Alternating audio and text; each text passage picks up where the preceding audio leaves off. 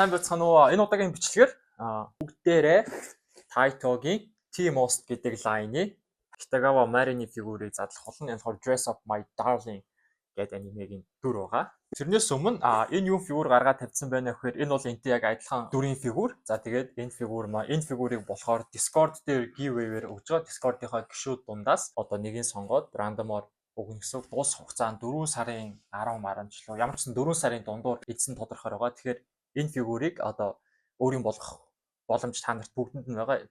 Discord линкэд ороход болно. Одоогоор YouTube-ийн доор би өөр линк тавих эрхгүй байгаа учраас Instagram хаягаа үлдээ чи Instagram хаяг руу оронгууд линкс гэсэн хэсэг дээр нь Discord-ийн линк байгаа. Тэр линкээр дамжуулаад Discord-д орох боломжтой шүү. Энэ фигурыг төр цааш нь тавьчих. За өнөөдрийн гол дүр we have T-Most үйлдвэрлэгч нь Taito, дөрөн Kitagawa Marini одоо бүгдээрээ unbox хийж хутгаар хаахаа марччих.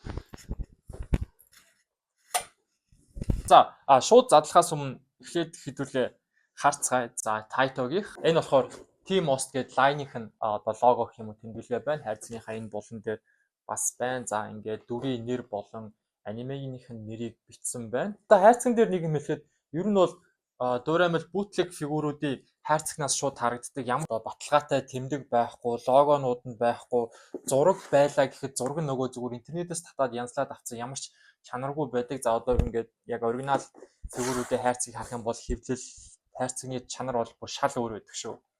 Яагаад авсан бэ гэх юм бол ер нь бол нэлээд өндөр. За тэгээд T-Most болохоор Taito-гоос саяхан гарсан, хожуу гарсан лайн, шинэхэн лайн гэсэн үг, шинэхэн фигурын лайн.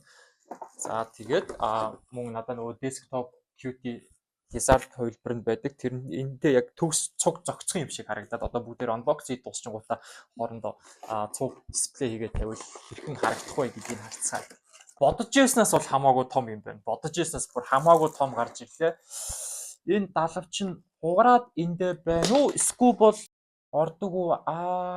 Энэ чи хоёр далавчтай байх хэрэгтэй. Нөгөөдг нь хаанагаа.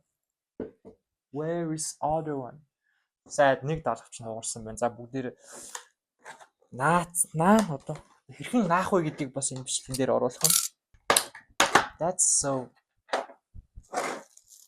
Гэтэ хугарсан. Яг үндсэн бол хоёр хэсэгтэй. Сүүл нь бол угсардаг байлгүй дээ. Сүүл нь хоёроо хугарчааг байлгүй дээ. Сүүл нь угсардаг юм байна. За сүүл нь тусдаа байна. Би энэ доод хэсэг хүүс хэсэг тэгээд доошо хөлн байна. За чэжин хэсэг нь бол байна.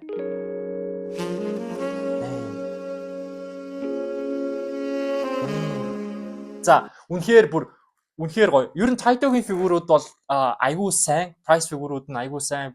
Хүн одоо ер нь ямар ч community group ч юм уу фигур сонирхдаг хүнээс асуух юм бол ихэнх нь бол хамгийн сайн price фигур юу вэ гэвэл Taito гэж хариулах бах. Миний хувьд ч хамгийн best нь Taito. Гэхдээ энэ T-Most-ийн хувьд за нэгдүгürt энэ үс нарийн ширхгийг харахад ямар ч тийм нэг seam илүү үлдсэн тийм хунцрыг үлдэгдэл байхгүй. Бүр за $1 харуулъя. Үнэхээр цэвэрхэн болсон байна. Деталууд нарийн за далавч хугарсныг эс тооцвол бусад зүйлс бол таалагдчихээн. Жижигхэн байдаг. Жижигхэн зүйлсүүдийг бол аюул сайн хийсэн. Бүгдийг нь оруулахыг хичээсэн байна. Хумс not bad. За тэгээд price гэхэд надад хэмжээ нь бол үнэхээр таалагдсан. Тэгээд энэ фигур бол нэг үнэтэй авахгүй. Би энэ фигурыг 60 хэдэн мянгаар авсан уу? 60 дээр авлаа уу? 72 мянга хавцаа болсон баха. Тэгээд тэн дээр каргоныхон 5 мянга нэмэгдээд за нэг 77 мянган төгрөгөөр авсан юм уу? За суур нь бол нэмэлт юмтай. Бас бусад price фигуруудыг бодвол онцлогтой. Гой суурьтай байгаа сте. Энэ дотор бол лед гэрэлтэй гэрэл астдаг бол уулна айгүй гоё. Бүр гоё болох байж тунгалаг юм байна. Яг үндсэн зогсох, тогтоох бейс суурь нь болохоор зүгээр ягаан өнгөтэй. Тэгээд тунгалаг нэг тарагдахаар материал байна. Тэгээд бүр нэг онцсон юм байхгүй. Гэхдээ тэр нь бол зүгээр ягаад гэвэл хэдий энэ байгаа учраас за суурин дээр бол энэ ихэд орох юм шиг байна. Маш зөөлхөн байхгүй бол хэлбэрийг өөрчилж болж бас зарим нэг жижиг зүйлсийг хугалчих эрсдэлтэй. За ерөөсөө хамгийн хэцүү зүйл нь далавч үү. Гэхдээ далавч нь ер нь бол яг ингээд ордог хэсгийнхээ хувцраар салцсан юм байна. Тэгээд цэвэрхэн цавуудад наачд бол гадна талаасаа ямар ч цавууц нь мэдэгдэхэргүй юм байна. Энийг бүгдээрээ наацгаая. Хөлний хувьд сүүл нь аль руу орох юм бэ? Ингэж орох юм уу? Миний бодлоор ингүүл зөв гэж орж ирээд байгаа юм. Ой, нарийнхан хувцас чинь ямар хэцүү ба чанга дарахаар уурчих гээ. За яаж эргэж юм? Зүг байна. Ингэж их зүг биш. Байгаа мó.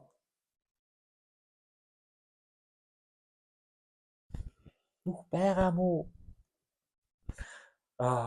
Яа, дан. Тийм байж чадлаа. За. Нэг хөлөөрөө ордгийм байна.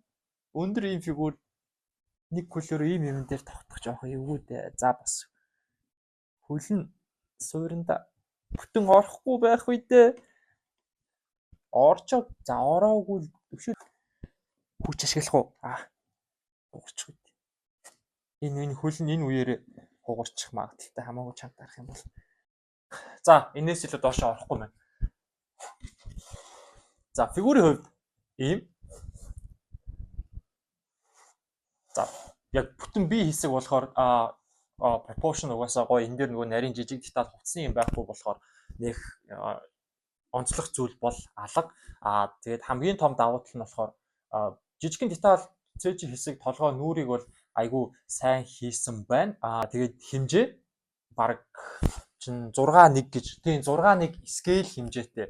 Гэтэ яг scale фигур илүү яг премиум үнэтэй фигур бол биш. Price фигур. Гэхдээ нөгөө буулгалтын дээр одоо яг 6:1 гэдэг хэмжээг ашигласан фигур. Одоо та бүхэн харах юм бол ингээд desktop QT-гээс хамаагүй том харагдаж байгаа. Толгой харьцаа. За тэгээд тийм байна.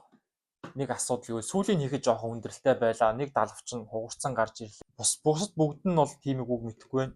Ямар ч гэсэн яг энэ надад ирсэн фигурийн хувьд сууринда гүйцэд бүтэн орж ихгүй. Яг давуу тал нь энэ арай илүү өндөр. За нэг 2-3 мм өндөр болгож байгаа. За тэгээд би цавуугаа олжоод энэ далавчийг наасан хэсгээ оруулна.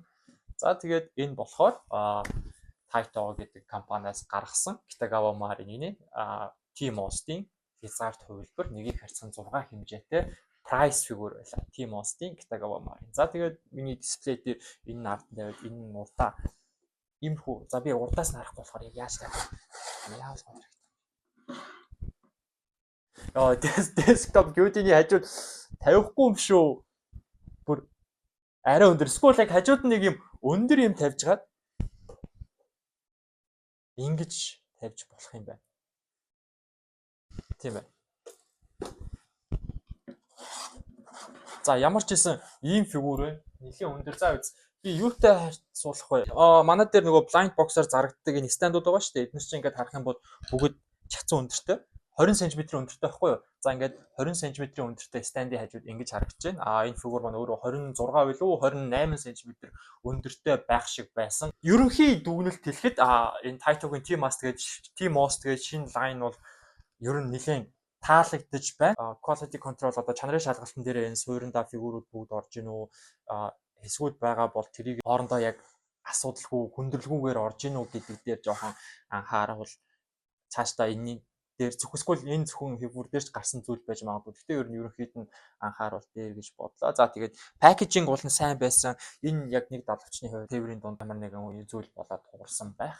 Ер нь бол фигур хугарсан тохиолдолд нэг гардаг 10 фигур, 20 фигурын нэг ч юм уу. За тэгээд энэ бол Taito-гийн Team Austin Kitagawa Marine Desert version шинэхэн гарсан price фигур байлаа. Одоо цавуугаа хайцгаа. Цавуугаа. Би өөрийгөө цавуутай гэж бодсон цавуу байхгүй байна. Тийм. Тэгээд гарч цавуу авч хараад фигурээ наагаад тэгээд бир олоо хийцгээе. За, цавуу аваад ороод ирлээ 401 хаасаагүй байгаа доотлын дэлгүүрээс авчлаа 2200 гэжээсаа. За одоо тийм фигурээ наацгаая. За, цавуугаа авцсан фигурээ наацгаая. За, баг суурийн салах гэж хичээснээс. За эхлүүлж байгаа. Цавуутай болгоомжтой мэдээж харьцах хэрэгтэй. Хамаагүй их шахаж гаргавал фигурээ мохоо болгон. За хэрвээ 10-аас доош настай бол ер нь за 8 ч юм уу 10-аас доош настай бол өөстөө бити нагаарай. Аав ээж мах хичээг асуугаад наалгаарай. Нэгдүгээр фигурээ цэвэрхэн наах хэрэгтэй. Энэ бас жоохон хэцүү. Хоёрдугаарт өөстийгөө наач ч юм уу тий гар уруугаа наачвал ард нь салахгүй бөө юм болно. Тэгээ дүүнрээсээ цавууг маш хол байлгах хэрэгтэй. За би ихчлэн ямар яаж наадаг вэ гэхээр одоо ингээд харж ийн шахаад ирэх юм бол дээш ингээд цавуу багаар гарч иж байгаа. Яг эндээс нь маш жоохон гол хэсгийнхээ салсан хэсэг дээр төрөхөд бол наадлын гадна маднаас нь хамаагүй хальж гарч ирэхгүй гэсэн. Шууд ингээд дээр нь ч юм ингээд шахчих юм бол том тусчих юм бол фигур дээрээ буцаагаад дарангууд хоёр талаар нь цаваа нь урсаж гарч ирээд нэгт пластик хайлуулаад төлдөг фигурыг чинь төлдөг, хоёрдугаарт айгу ил энтер газар байвал айгу муухай харагд. За энэ чинь энэ үснийх нь энэ талаас орж ирж байсан юм шиг байна. Харагдаж байгаа гэж нэ. Хуруугаараа жоохон дараад үгүй. Та нар бол битгий хуруугаараа дарчлахгүй заавал юмар дараа. Би нөгөө цавууга маш бага ашигласан болохоор хажуу талаар нь цавуу ингээд хайлж гарч ирэхгүй учраас гараараа дарахад хуруу наалтах юм уу аюулгүй. Цавууга таглахгүй бүр амар өмөртөж. Хатчих юм бол дараа ашиглах боломжгүй болчихно. За. Одоо би дарах шаардлагагүй. Бүхчээр нугалж дарахгүй л бол өөрөө бол унах гэсэн ойлголт байхгүй. Цав бол амар надаг. Цавуугаа хоол тавих хэрэгтэй.